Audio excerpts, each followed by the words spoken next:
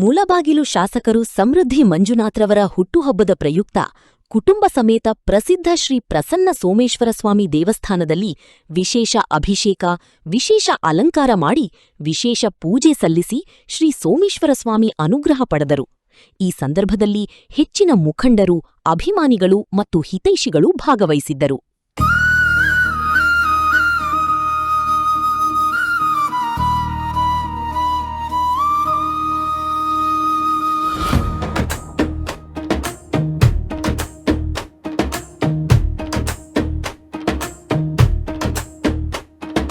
ಮುಳಬಾಗಿಲು ನೆಲದ ಹೆಮ್ಮೆಯ ನಾಯಕ ಸಮುದತ್ತಿ ಮಂಜುನಾಥ ನಮ್ಮ ಶಾಕಿರಲ್ಲ. ಸೋಮೇಶ್ವರ ಸ್ವಾಮಿ ಕೃಪೆಯ ಹರಿಕಾರ, ಹುಟ್ಟು ಹಬ್ಬದ ಶುಭಾಶಯಗಳ ಸಾಗರವಾ.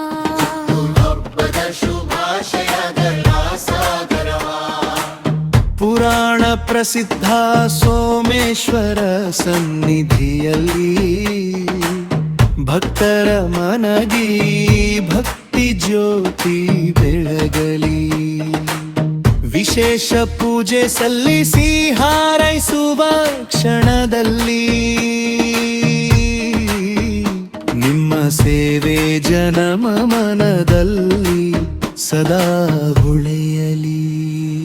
ಮುಳಬಾಗಿಲು ನೆಲದ ಹೆಮ್ಮೆಯ ನಾಯಕ ಸಮೃದ್ಧಿ ಮಂಜುಳಪ್ಪ ನಮ್ಮ ಆಶಾ.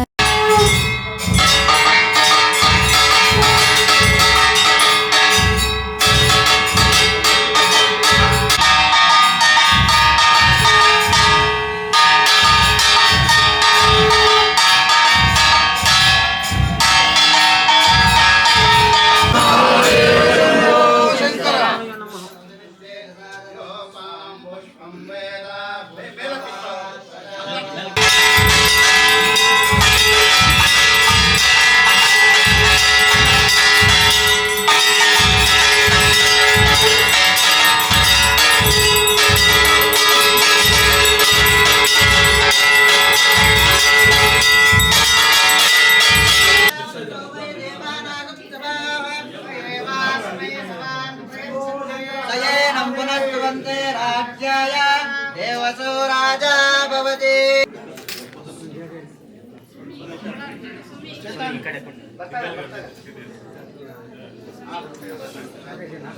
ಅಣ್ಣ ಸ್ವಲ್ಪ ಜಾಗ ಬಿಟ್ಬಿಡಿ ಅಲ್ಲಿ ಚೂರು. ಕಿರಣ ಸೋಮೇಶ್ವರ ಸ್ವಾಮಿ ಕೃಪೆಯ ಹರಿಕಾರ, ಹುಟ್ಟು ಹಬ್ಬದ ಶುಭಾಶಯಗಳ ಸಾಗರವಾ. ಹಬ್ಬದ ಶುಭಾಶಯಗಳ ಸಾಗರವಾ. ಜ್ಞಾನಶಕ್ತಿ, ಕ್ರಿಯಾಶಕ್ತಿ ಸ್ವರೂಪ, ಸಮಸ್ತ ಶತ್ರು ವಿನಾಶಿನಿ, ಸಕಲ ದೃಷ್ಟಿಪಾದ ನಿವಾಸಿನಿ ಪಾರ್ವತಿ ನಮೋ ನಮಃ. ಕಸ್ತೂರಿ ತಿಲಕೋಲ್ಲಾಸನಿಲಾಯಿ ನಮೋ ನಮಃ. ವಜ್ರಮಾಣಿಕ್ಯ ಕಡಿಕೆ ಕಿರೀಟಾಯ ನಮೋ ನಮಃ. ವಿಕಟಾಂಬರ ಐಂ ಹ್ರೀಂ ಶ್ರೀಂ ಓಂ ಜಗನ್ಮಾತಾಯೇ ನಮಃ.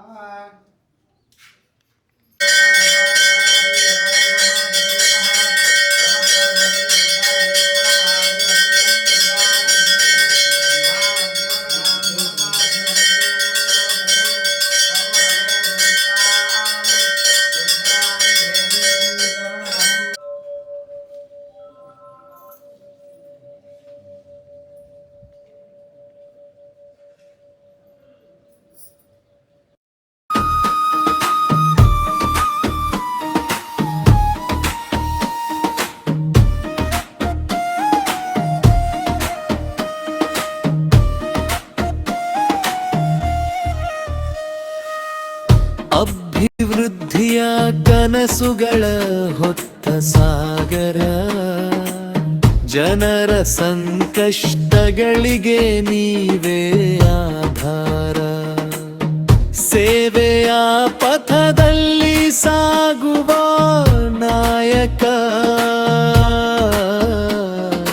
ಜನಮನ ಗೆದ್ದಿರುವ ಪ್ರೀತಿಯ ಶಕ್ತಿಧಾರ. ಸೋಮೇಶ್ವರ ಸ್ವಾಮಿಯ ಆಶೀರ್ವಾದ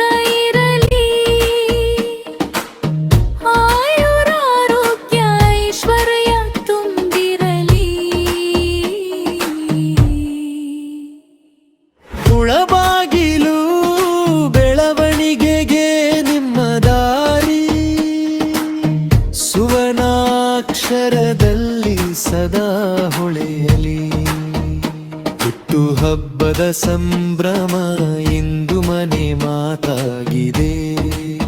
ಜನರ ಪ್ರೀತಿ ವಿಶ್ವಾಸ ನಿಮ್ಮ ಬೆನ್ನಾಗಿರೆ. ಸುಂಬತ್ರಿ ಮಂಜನ ಧಲಿಸದೋದಯಲಲಿ.